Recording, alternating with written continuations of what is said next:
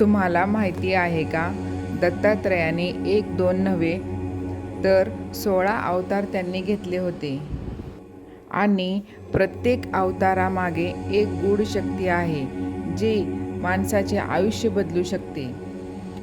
ओम श्री गुरुदेव दत्त. मैत्रिणींनो, आज आपण दत्तात्रयांचे 16 अवताराविषयी जाणून घेणार आहोत. हे अवतार केवळ कथा नाही तर ते आपल्यासाठी एक मार्गदर्शन आहे. यामध्ये त्यांनी अहंकार सोडा, गुरुचा मार्ग धरा आणि विश्वास ठेवा आणि त्यांची प्रत्येक शक्तिपीठे ही आपल्याला योग्य मार्गदर्शन देतात. व्हिडिओ आवडला असेल तर लाईक करा, कमेंटमध्ये लिहा ओम श्री गुरुदेव दत्त आणि सबस्क्राईब करायला विसरू नका. दत्तात्रयांच्या प्रत्येक महिन्यातील अवताराची नावे भिन्न भिन्न असून चरित्रेही निरनिराळी आहेत. ब्रह्मदेवाचे मानसपुत्र अत्रि हे पुत्रप्राप्तीसाठी पत्नीसह हिमालयात कठोर तपश्चर्या करीत होते. त्यांच्या तपश्चर्येने प्रसन्न होऊन साक्षात भगवान कार्तिक शुद्ध 15 प्रकट झाले. त्यांचे रूप स्फटिकासारखे ज्योतिर्मय होते. दत्तात्रयांचा हा अवतार योगीराज म्हणून प्रसिद्ध आहे. त्यांनी योगमार्गाचा पुरस्कार करून लोकांना सुखी केले, म्हणून त्यांचे नाव योगीराज असे पडले. एकमुखी व चतुर्भुज प्रत्यक्ष विष्णूप्रमाणेच त्यांचा अवतार होता. अवतार दुसरा. अत्रि ऋषींनी वृक्ष पर्वतावरील परमतीर्थावर 100 वर्षे तप केले. तेव्हा त्यांना वर देण्याकरिता अत्रिवरद या नावाने हा योगीराज अवतरला. ब्रह्मा, विष्णू व महेश हे तिन्ही देव या तपाच्या वेळी अत्रि पुढे प्रकट झाले.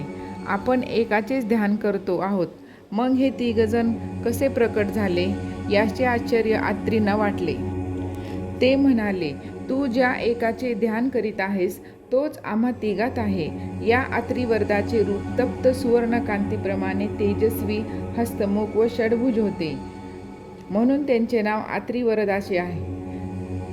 अवतार 3.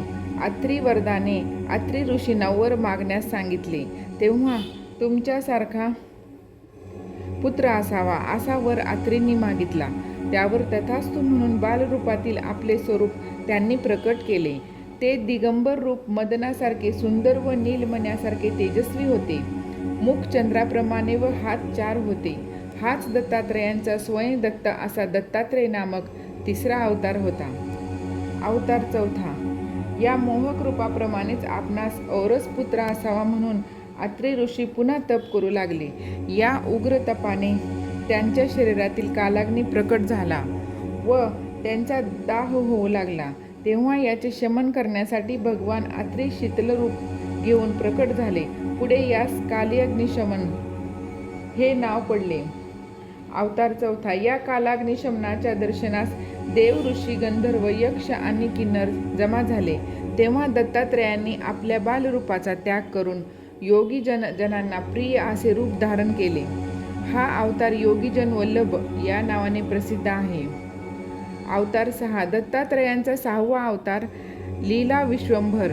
ज्यावेळी लोक आकर्षणामुळे अन्नास दशेस लागले होते, राज्यकर्त्याकडून लुबाडणूक झाल्यामुळे हैराण झाले होते, तेव्हा दत्तात्रयांनी लोकांचे कल्याण करण्यासाठी हा अवतार घेतला. ब्रह्मतीत एकदा दत्तात्रय बद्रिकावनात गेले.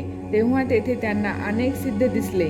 दत्तात्रयांनी कुमार रूप धारण केले आणि त्यांनी अनेक चमत्कार करून सिद्धांचे गर्वहरण केले व त्या सर्वांना योग दीक्षा दिली. हा दत्तात्रयांचा सिद्धराज नावाचा 7वा अवतार होता. 8. सिद्धीला कामनेची जोड नसावी हे पटविण्यासाठी दत्तात्रयांनी रूपातीत, गुणातीत, ज्ञानयोगयुक्त असे सहज स्थितीत ज्ञानसागर नावाचे रूप धारण केले. पुढे आणखी एकदा सिद्धांना बोध देण्यासाठी दत्तात्रयांनी विश्वंभरादूत नावाचा 9वा अवतार घेतला व योगीजनांना बीजाक्षर मंत्राचा उपदेश केला.